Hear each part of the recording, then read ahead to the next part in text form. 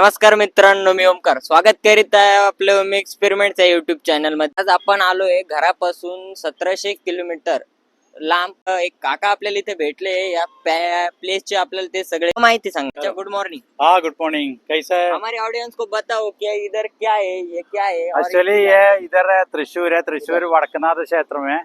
ये बहुत पब्लिक आते हैं हर साल में, इधर पूरम जलते हैं। बहुत public from London, UK, all world peoples coming here. सब आदमी सब देश से आते हैं इधर आदमी। बहुत अच्छा जगह है, देखने का बहुत खूबसूरत है। लेकिन ये त्रिशूर पूरा केरला में और आउट ऑफ केरला में सब पब्लिक बहुत बताएगा तो सबको मालूम है ये जगह। ये बहुत टूरिस्ट एरिया है।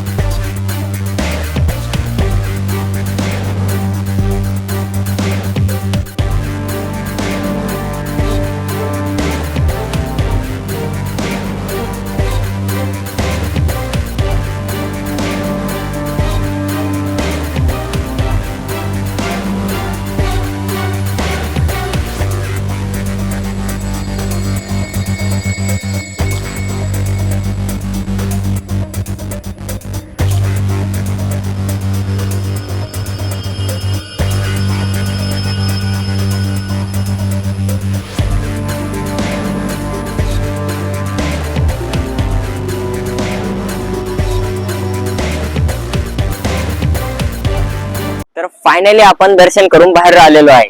आम्ही जेव्हा मध्ये गेलो त्यांनी सांगितलं का मोबाईल इथे अलाउड नाही किंवा कॅमेरा अलाउड नाही। आम्ही काही ते फार शूट करू शकलो नाही, तरी प्राचीन मंदिर घेतले आम्ही काही। त्यांची अशी परंपरा आहे, त्यांच्याशी नियम आहे का कोणी शर्ट घालून मध्ये जाऊ शकत नाही।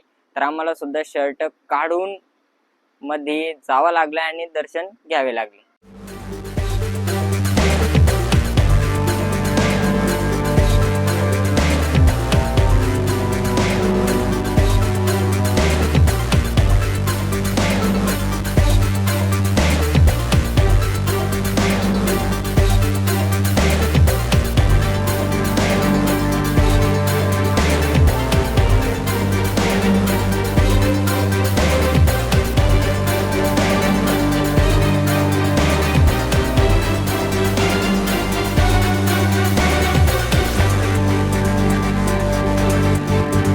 तर आपण एवढ्या मोठ्या नर्सरी मध्ये शोधलं एक कोकोचं प्लांट।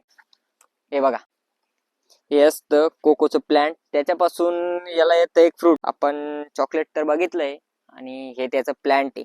बऱ्याच लोकांना हा प्रश्न असतो चॉकलेट कशापासून बनतं, तर त्याचं एक फ्रूट असतं। सध्या तर फ्रूट तर काय अवेलेबल नाहीये, ही नर्सरी आहे, रिसर्च सेंटर तिकडं आहे। तर आपण त्यांच्याकडे बघणार आहे, जाऊन बघणार आहे, ते आपल्याला सॅम्पल दाखवतील।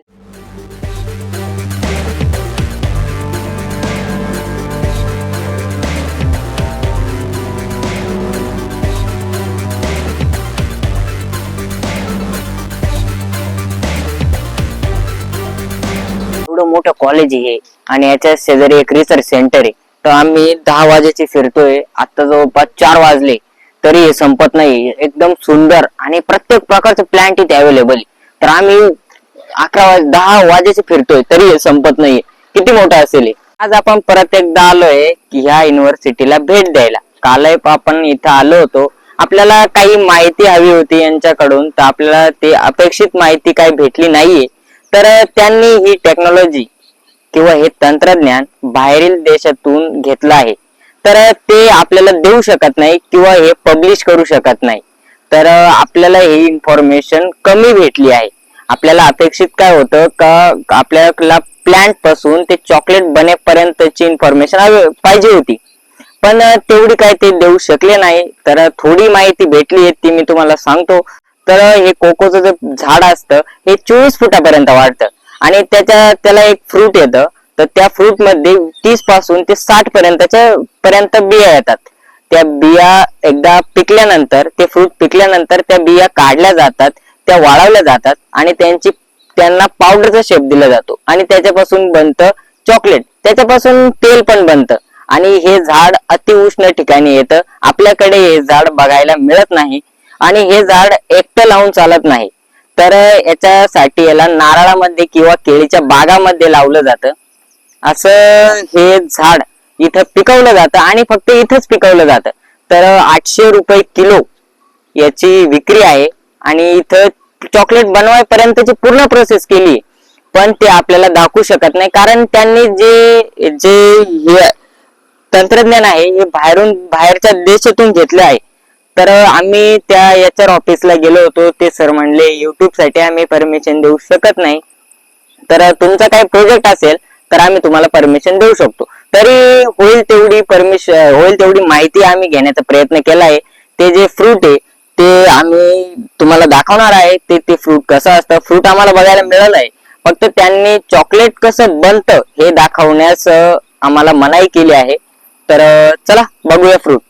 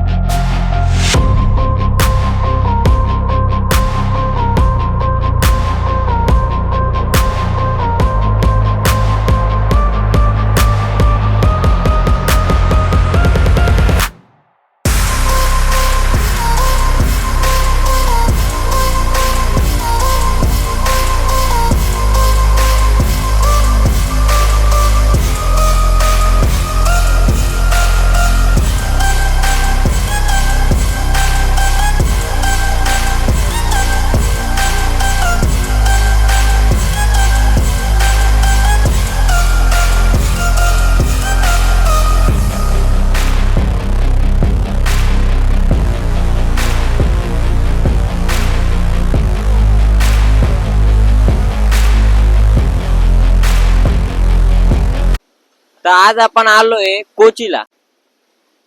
कोचीच्या सर्व सुंदर जागांपैकी ही सुद्धा एक जागा आहे जी की फिरण्यासाठी खूप चांगली आहे. तर इथं आपण समुद्र बघू शकतो, हा निसर्ग बघू शकतो जो की आपल्याकडे बघायला भेटत नाही. आणि आपण बघू शकतो हा मुंबईला किंवा इथं इथं समुद्रानंतर देश बदलतो, आपली हद्द इथं समुद्रात संपते आणि हा जमिनीचा शेवटचा किनारा म्हटला तरी चालेल आपल्या देशाचा म्हणजे भारताचा. शेवट तर खूप लांब आहे किंवा समुद्रात आपली हद्द संपते, पण जमिनीचा हा शेवटचा किनारा इथे. तर यानंतर जमीन नाहीये, आपली देशाची जी हद्द आहे ती पाण्यात संपते.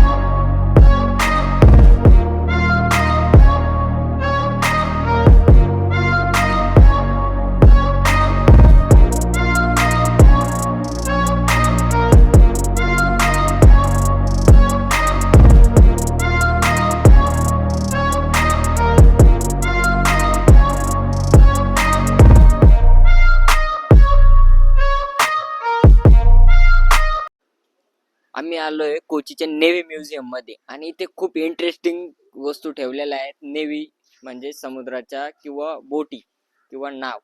तर बघू आपण हे काय. तर हे 1920 मध्ये एका ब्रिटिश शास्त्रज्ञाने बनवलं होतं. तर हे शिप अँकर आहे. तर हे शिप साठी याचा वापर केला जातो. तर चला ही एक आहे मिसाईल. हिची रेंज आहे 40 किलोमीटर आणि तिची रेंज आहे 80 किलोमीटर. म्हणजे एका शिपवर अशा 4 लोड करू शकतो आपण.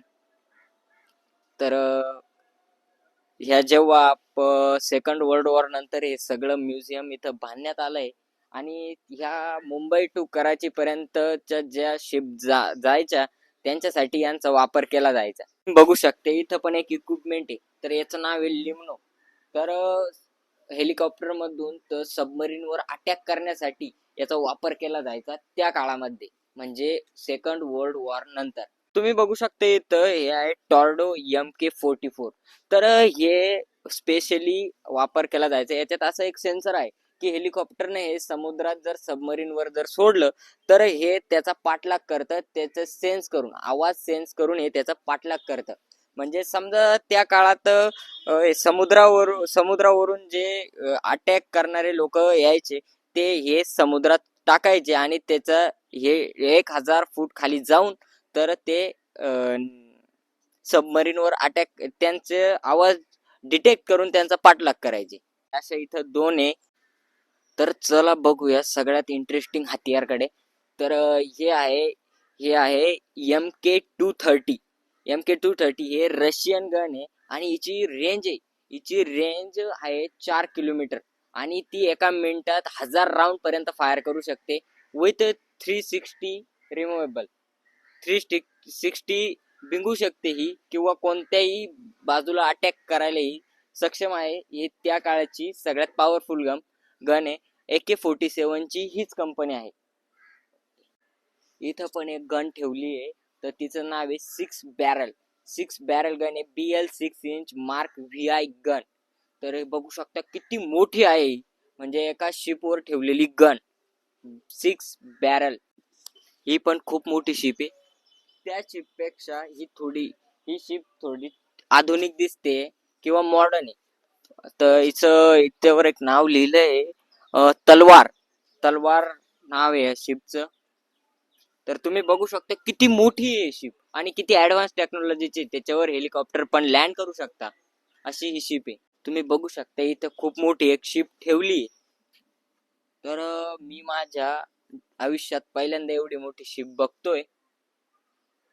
तर ही खूप मोठी आपण बघू शकतो. इथे एक हेलिकॉप्टर आहे सी किंग हेलिकॉप्टरचं आणि हे त्या काळामध्ये अटॅक करायचं समुद्रावर. कारण याची एक खासियत अशी आहे का हे समुद्रावर पण लँड होऊ शकतं आणि जमिनीवर पण लँड होऊ शकतं. त्या काळातलं सगळ्यात पॉवरफुल हेलिकॉप्टर हे होतं जे की अटॅक करायचं दुसऱ्या सबमरीनवर किंवा शिपवर. आणि याच्यामध्ये काही वेपन्स आहेत का जे अटॅक करायचे समुद्राच्या ज्या एनिमी शिपवर.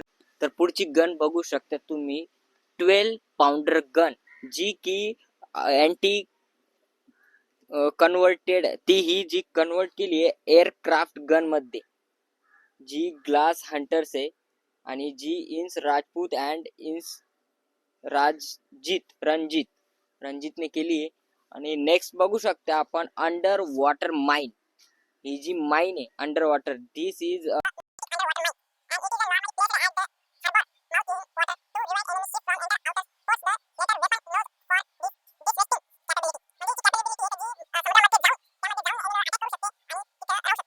तर नेक्स्ट बघू आपण. ही बघू शकते ही खूप मोठी गन आहे आणि ती सर्वात सुरुवातीची गन आहे. त्याच्यानंतर याच्यात काही बदल केले गेले आणि जसे जसे बदलनुसार ह्या गन इथे लावले आहे. तर जसे जसे मॉडर्न टेक्नॉलॉजी आली तसे तसे बदल केले गेले आणि ह्या सगळ्या ओरिजिनल गन आहे. तर तुम्ही बघू शकता हे एअरक्राफ्ट सबमरीनचं हे काय याचं नाव बघू. हे काही गोष्टींच्या इन्फॉर्मेशन इथे लिहिल्या नाहीये. इथं गाईड पण नाहीये. तर आम्ही वाचून सांगण्याचा प्रयत्न करतोय. आणि हे रॉकेट्स आहेत. हे rocket launcher VM-18A rocket launcher is 18 म्हणजे हे सगळं ब्रिटिश काळातलं आहे.